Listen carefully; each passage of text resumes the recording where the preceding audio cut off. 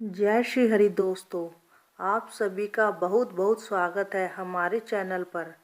विजय एकादशी व्रत कथा। धर्मराज युधिष्ठिर बोले, हे जनार्दन, फाल्गुन मास के कृष्ण पक्ष की एकादशी का क्या नाम है तथा उसकी विधि क्या है? कृपया करके आप मुझे बताइए।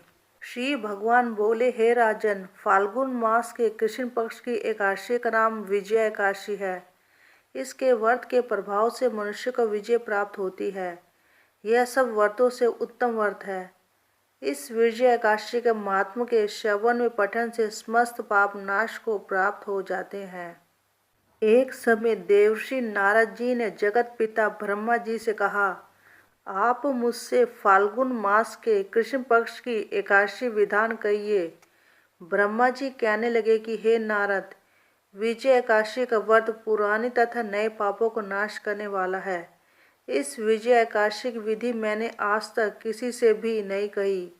यह समस्त मनुष्य को विजय प्रदान करती है। त्रेता युग में मर्यादा पुरुषोत्तम श्री रामचंद्र जी को जब 14 वर्ष का वनवास हो गया, तब वे श्री लक्ष्मण तथा सीता जी सहित पंचवटी में निवास करने लगे। वहां पर दुष्ट रावण ने जब सीता जी का हरण किया, तब इस समाचार से श्री रामचंद्र जी तथा लक्ष्मण अत्यंत व्याकुल हुए और सीता जी की खोज में चल दिए। घूमते घूमते जब वे मरणासन जटायु के पास पहुँचे तो जटायु ने उन्हें सीता जी का वृत्तांत सुनाकर स्वर्गलोक चला गया। कुछ आगे जाकर उनकी सुग्रीव से मित्रता हुई और बाली का वध किया। हनुमान जी ने लंका में जाकर सीता जी का पता लगाया और उनसे श्री रामचंद्र जी और सुग्रीव की मित्रता का वर्णन किया।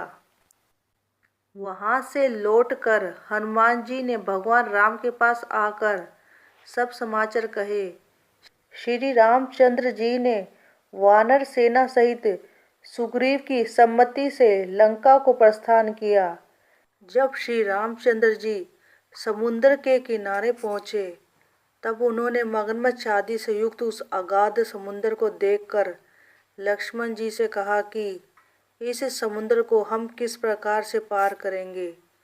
श्री लक्ष्मण ने कहा, हे पुराण पुरुषोत्तम, आप आदि पुरुष हैं, सब कुछ जानते हैं। यहाँ से आधा योजन दूरी पर कुमारी द्वीप में वक्त दालभे नाम के मुनि रहते हैं। उन्होंने अनेक ब्रह्मा देखे हैं। आप उनके पास जाकर इसका उपाय पूछिए। लक्ष्मण जी के इस प्रकार के वचन सुनकर श्री रामचंद्र जी वाकदालभे ऋषि के पास गए और उनको प्रणाम करके बैठ गए। मुनि ने भी उनको मनुष्य रूप धारण किए हुए पुराण पुरुषोत्तम समझकर उनसे पूछा कि हे राम, आपका आना कैसे हुआ? रामचंद्र जी कहने लगे कि हे ऋषि, मैं अपनी सेना सहित यहाँ आया हूँ और राक्षसों को जीतने के लिए लंका जा रहा हूँ। आप कृपा करके समुद्र पार करने का कोई उपाय बतलाइए। मैं इसी कारण आपके पास आया हूँ।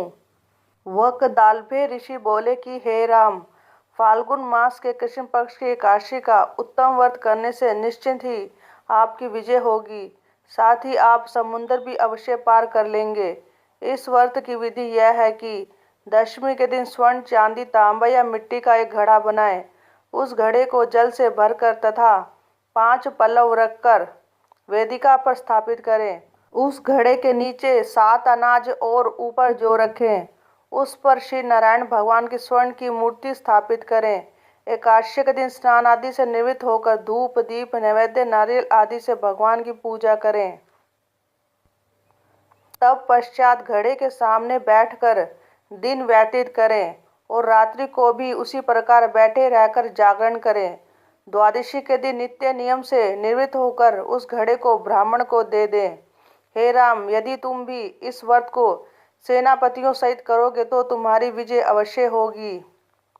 श्री रामचंद्र जी ने ऋषि के कथनानुसार इस व्रत को किया और उसके प्रभाव से दैत्यों पर विजय पाई। अतः हे राजन, जो कोई मनुष्य विधि पूर्वक इस व्रत को करेगा, तीनों लोकों में उसकी अवश्य विजय होगी।